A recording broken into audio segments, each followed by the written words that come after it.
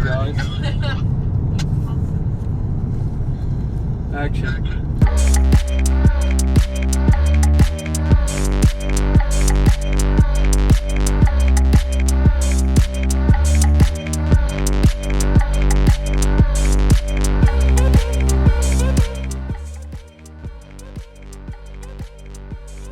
Well, originally we had another script entirely. It was a thriller script and it was called Home, but it had a far bigger intended budget.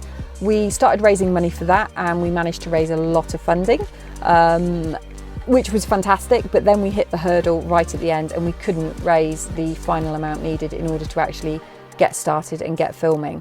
We decided to temporarily shelve that and actually work on something that we knew we could deliver with basically no budget. We wanted to really embrace that no excuses ethos. We knew we wanted a thriller genre. It was something we felt strongly about. We really love thriller films. We also believed that, similar to the low-budget horror films that have previously been made over the years, that's been such a successful formula. We thought, well, why can't we take that and apply that to the thriller genre? Bearing that in mind, along with the idea of being practical and using what we had available, we decided to make a one-location film and to set it all within our own car. We had access to it. We knew it wouldn't cost us anything to hire it, so that became our one location for The Passenger. We were looking at films like Duel, films like Breakdown. We wanted to create a terror within a familiar kind of setting, and we wanted a kind of claustrophobic feeling to it. At the time in the UK, there was a lot of change happening and not all of it good. It felt like there were some very regressive, old-fashioned attitudes that were prevailing and that were kind of stopping us from moving forward.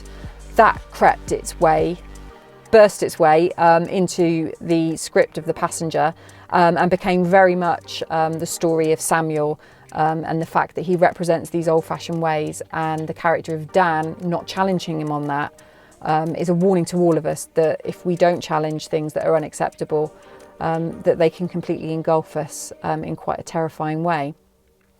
So that was really where the story of The Passenger began, and then it was a case of me sitting down and writing a 90-page script.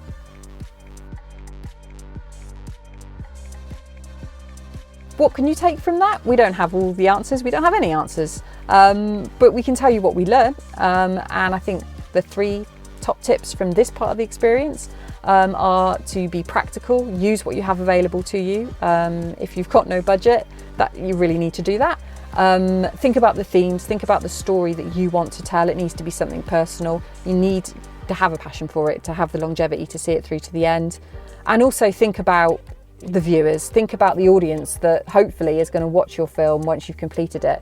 That's why we're making these things, is so that we can share them with others and that people can hopefully be entertained by what we produce. So yeah, I think I always had that in the back of my mind when I was writing the script. Thanks. Good work. You know you have to get back on the start. That's Luke. Yeah.